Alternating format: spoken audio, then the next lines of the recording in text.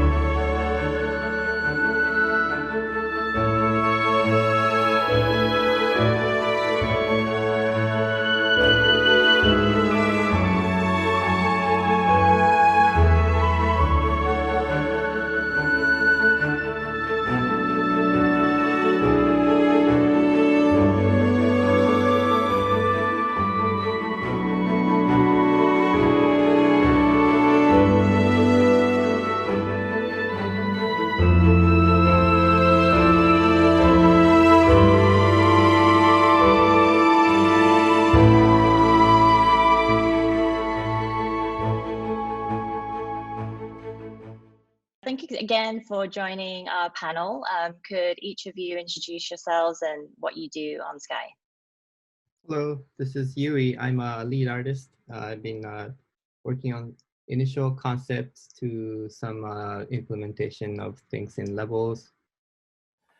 Hi, I'm Vince. I'm the audio director on Sky. I mostly write all the music that you hear in the game, do a little bit of sound effects work here and there.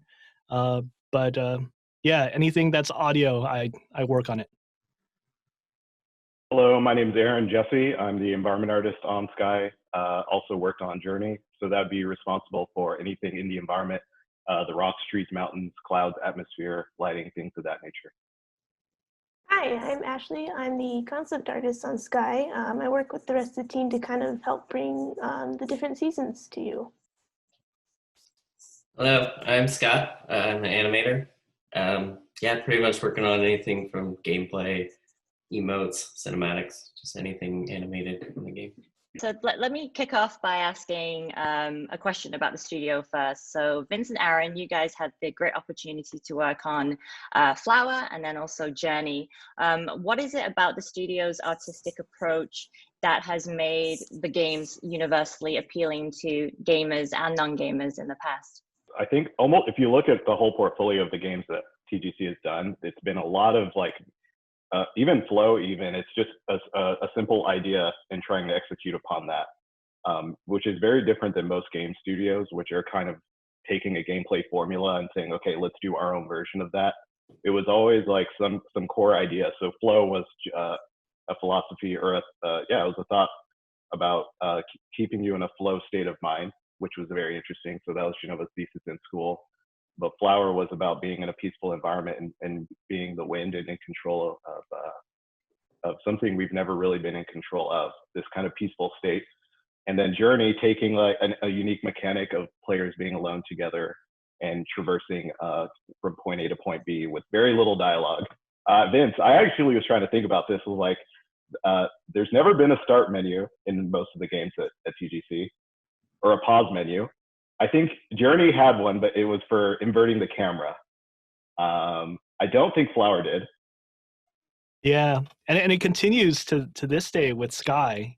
I mean, partly it's because it's a mobile game, but you know, even from the beginning, we want to, you know, keep you in that experience, in that moment, and not let any of these other things, you know, some of these things that feel so gamey, the things that we expect games to do, we don't commonly include those things. And sometimes it's a little weird, but it also is part of that game company ethos or philosophy, and it feels right.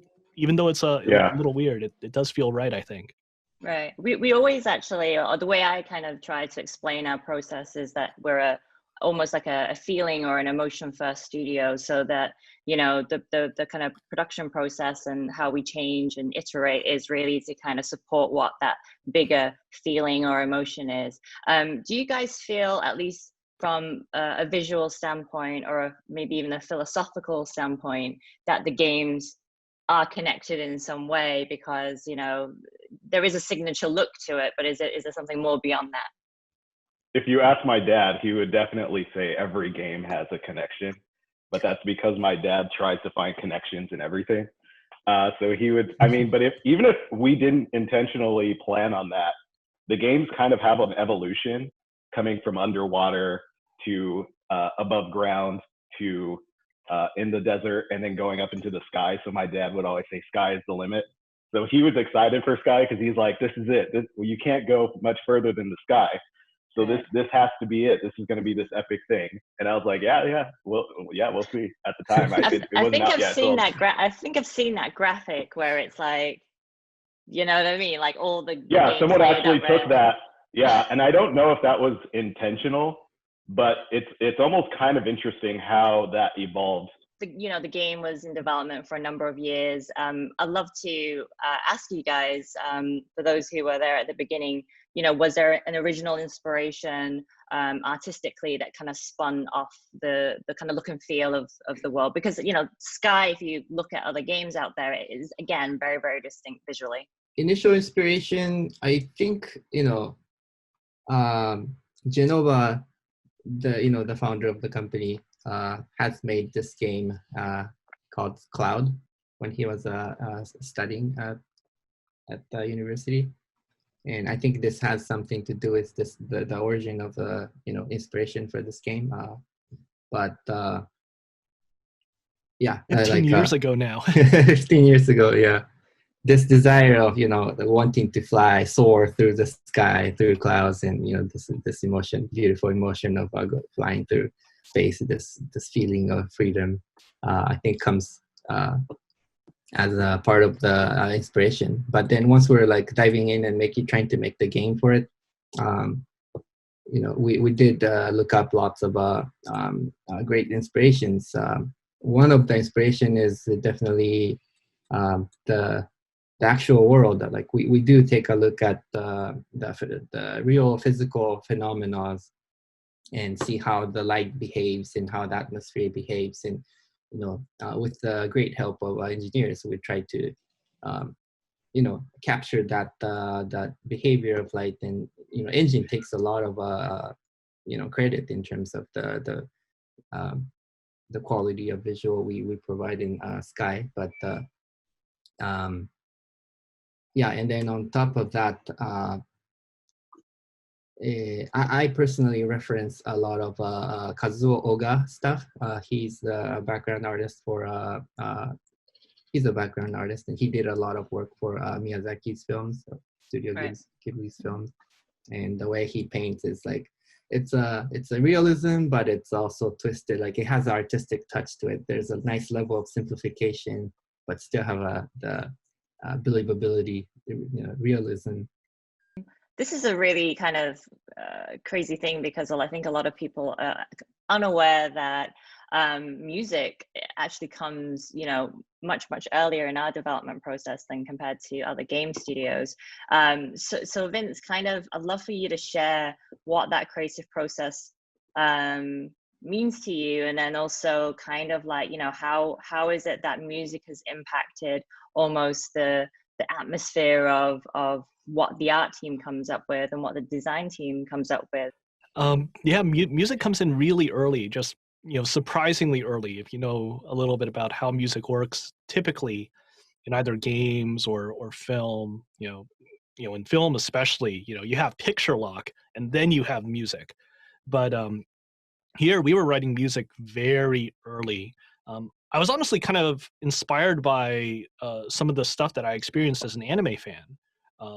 I saw that there were these things called image albums, like Nashka of the Valley of the Wind image album, and it's an album of music that was written by Joe Hisaishi after after Miyazaki was writing and drawing the comic, but before any of the movie production actually occurred. So, the movie wasn't out yet, but there was this idea about what could the scores be like for these happenings. And Hisaishi wrote all this stuff really quite early in the process. And I kept on thinking about it too. There wasn't really specifically a story even very early on, but there were all these ideas of what could the characters do? What could the players do? And even before mechanics or design were really locked down in the game, I kept on trying to write, this is the possible music for this. Wouldn't it be cool if we had this type of music? And I have to say, sorry to interrupt, but I have to say this has been super helpful for visual too. Getting the music first and get inspired by it to concept for it. It's been super helpful. Yeah. I mean, you're kind of like one of my biggest fans, honestly. I mean, just in terms of how much music I've written over the years, as design changes, there's definitely a lot of stuff that players might not necessarily hear. But of course, I put it on, the That Game Company network drive, and hey, check this out. Would this sound cool? What do you think? And I like to think that, from artists and designers responding positively or maybe even negatively sometimes, they're not sure about that feeling, but it actually helps them drive forward with what they need to do when it comes to art and animation and design. So I think that, music is great in terms of getting everyone on board and being part of that big internal loop where you're driving this creative momentum. And the Right. theme changed, didn't it? It started off as one theme, and you were kind of evolving it to something new in the later half. Was that? Or has this always been? Yeah. I felt like there was a point you were changing the theme, and to where it actually was. It was really awesome. I don't know what your reasoning behind it was. Was it the game evolving in itself, or ideas that you were shifting toward? Yeah, those themes, like there are definitely some early themes that are not in the game anymore. Some of it was because it was too simple. I remember the first theme that I wrote for Genova. It was this do do do do do do do do, and I remember that, yeah. yeah, and it's like, okay, I mean, it was this very. I wanted something that was like kind of childish but uplifting, but in the end it felt like, oh, maybe it's too simple. And then after that I wrote something that's this more complicated theme. It was a little more complicated in terms of its musicality, in terms of how difficult it would be for a person to perform. And then, oh man, that's a little too complex. It doesn't really represent what we want from the character. So yeah, the theme went through all sorts of different iterations. And it was fun discovering what the music was that would best connect everything that's in the game, as well as represent this player, this design, this feeling that we were going for. Right. Yeah, and you even found cool ways to interwove it into various areas of the game instead of it being at one point or another. It was often like, oh, I hear it again. Kind of like in the back, or somehow you like, I don't know how you do that music stuff, but yeah. Yeah. Yeah, like, oh, that's the theme. Same theme, but in a different mood. Yeah, that fits that level. I like the theme, and I think that it's good to reinforce it in certain places and connect it with what the players are doing. And it's actually kind of a tough thing to balance because, Sky is very different from Journey, where Journey is this very coherent and the book is open and closed on that experience. You do loop through it, but it's a very clear clear, concise sort of experience. And then Sky is different. It's kind of big in its scale, and as well as how the players can actually choose to interact with it. So finding that right balance has actually been kind of difficult, but I think it did pretty well. Ashley and I completely love the musical instruments. So the thing about those instruments and the idea of playing and jamming together in the game was almost an accident, wasn't it, Vince? Like, what was the story behind that? Yeah, it actually came relatively late in the process, but it was also part of something that was connected to what we wanted to do early on, with players communicating with each other. And we didn't have human voices. It wasn't people saying, "Hi, hello there." It was these very musical pitches and chirps and different tones. And we were experimenting with that purely from a communication standpoint. And so we did some design and tech work in order to make that happen. And it wasn't until relatively late in the process that we decided, oh, wait, this is kind of like singing. Why not just be music jamming together? And it, besides me and Ritz, it was also one of the engineers, John, who was a really big champion of making this music jamming happen. And he really helped with making the proof of concepts actually work. And then once we realized, oh, jamming and playing instruments together is fun, then we just went full on that. And now letting people play instruments together, as well as writing music specifically for people to play together, I mean, that's really cool. Aaron, Ashley, and Scott, you guys worked on a phenomenal new level recently called, the Rain Cave in the Forest. And I'd love for you guys to share with the fans what the typical kind of production process is. Ashley herself is actually a huge inspiration for that. If you want to talk about that, she did a beautiful painting that helped inspire the level. One of the favorite levels for all of us, I think. Yeah. My first inclination with making that area was actually kind of like flipping the script in a way, because like so much of Sky is like above ground, it's like flying through the clouds, and I thought it'd be really interesting to kind of like see what it would be like in this like ginormous huge cavern underneath, and seeing like what that might look like. One of my favorite things too about Sky is like how magical it feels as well, so I really wanted to like implement that in like the color choices that I made, some of like the locations or like uses of lighting. So there's like a lot of like little subtle things that go into mind when I'm making these decisions for these concept illustrations. And then sending it out into the rest of the art team and seeing like what their takes on it, and usually goes through some other iterations too, but always ends up in a good place, I think. So like for that season, the story was kind of this family that disbanded. And we tried to kind of, at least that season, we tried to put a spirit in every realm. And it just made the most sense for the rain level, kind of representing the sort of teenage years, to put the sort of angsty teen character of the family in there. And to put it in the cave kind of made the perfect sense, because we wanted to make it seem like he wanted to go off and be on its own, and that the other characters kind of needed to help bring him back to the family. So fitting that character in, just with his attitude fitting the level, but also the level itself kind of reinforcing his motivation, seemed like a good fit. People love that. I feel like Scott has the hardest job every time, because I'm like he has to come up with emotes that are exciting to have, but also intermix with the story that we're trying to tell. So does it tell the story we're trying to say, and is it a thing that you actually want as a player? So that's like two things, and it's very hard to brainstorm that and come up with the great stuff that he comes up with in the window of time we have. Yeah. So my hat's off to him.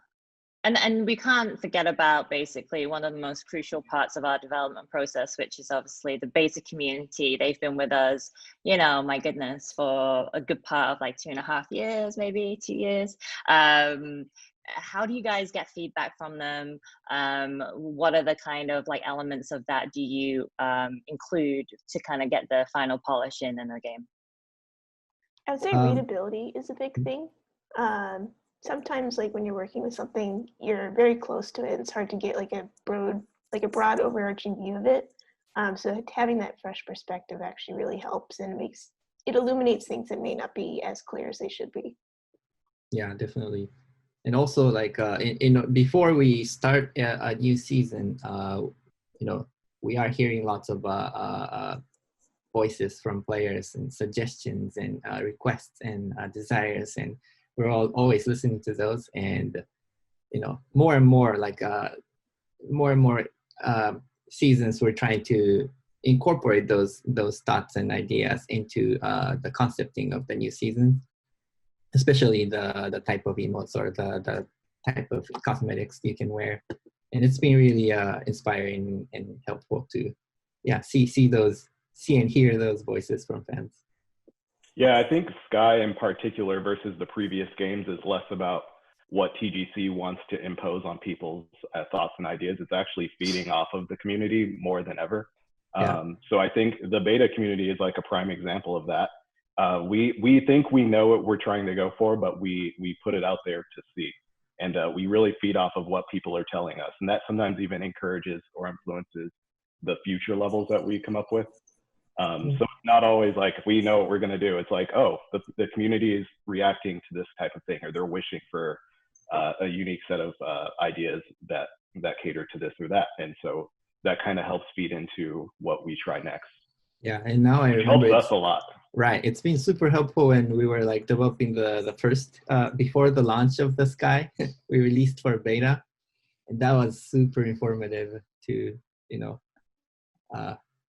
get the idea of like how players are actually responding to what we're making, and some of the things we were really not sure, but once the beta players are playing, we get, I see, we weren't looking at that, or like, yeah, there were things that they were like having fun playing, made us realize, hey, that's actually the way you can play this game. Interesting. Let's try to polish that. So we've received a lot of cool questions from the fans and the Sky community. So I'm going to try and read out a few and ask a few here. And any insight into these would be great from you guys. I'd like to know the process of designing each realm's masks, including seasons. So how do you guys go about, what kind of cosmetics and kind of cool masks that each character will have each time? Cool. Yeah, I think this touches upon the thing I talked a little earlier. Each level is designed around a basic theme, and one of the theme is time of day, and there's also another theme of civilization, progression of civilization, and then another theme is shoot, I'm forgetting. Is it the ancestral, like the ancestors and their meaning, the evolution of that? Oh yeah. Time of day, so progression of civilization, and then human life. So from newborn to childhood to adolescence to prime prime moment of your life, and then midlife crisis, and then enlightened old age, and all the emotes and cosmetics that and the spirits you meet in each of these levels are actually designed around these themes. So the masks you see in day, prairie level is more cheerful, happy, masks and cosmetics you see in the sunset is more like a little more decorative. It's more edgy. Yeah, but I guess if it's for the seasonal content, coming up with those masks are almost like a separate thing to some extent, because it's really about the theme of that season that we're going for, and then evolving with various ideas, which Yui is often behind a lot of that brainstorming and coming up with those ideas. Yeah, right. For season, it's again, like I said, we also take the fans desires into consideration. What once we decide on the theme, we go like, okay, what of these ideas can we like make it happen in this season? And that's also have a big part of designing this. But I think, Scott, you can talk about this, but when we design emotes, even for the seasonal content, I think you try to map these emotion into each of the emotes we add in the season, right? Yeah, I mean, essentially we're trying to, with each emote, each season, trying to represent each realm within that character's story. So we try to kind of keep reinforcing the story with each sequential or successive story afterwards. As the game has become more optimized for mobile over the last several years, has that changed the way that animation is done? What's changed your approach to designing the worlds that we play in? And if it's changed, you know, what ways has that changed the animation?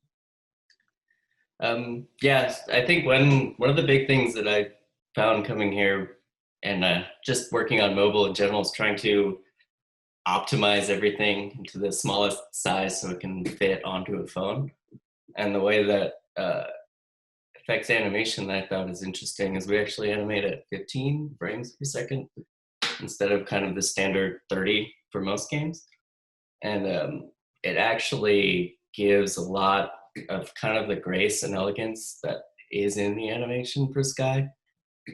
Just because the motion has to be a lot smoother. You're not gonna get that snappy, punchy things because the data kind of isn't there.